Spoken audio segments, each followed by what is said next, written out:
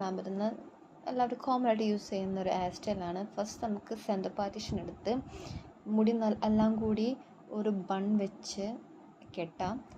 അതിന് ശേഷം നമുക്ക് ഷോപ്സിൽ നിന്നൊക്കെ വാങ്ങാൻ കിട്ടും മറ്റേ ഫേക്ക് ഹെയർ പോലത്തെ ബണ്ണ്. അത് വെച്ചിട്ട് അത് ബൺ ചെയ്ത് കഴിഞ്ഞാൽ നമുക്ക് കുറച്ചും കൂടി വോളിയമായിട്ട് തോന്നും.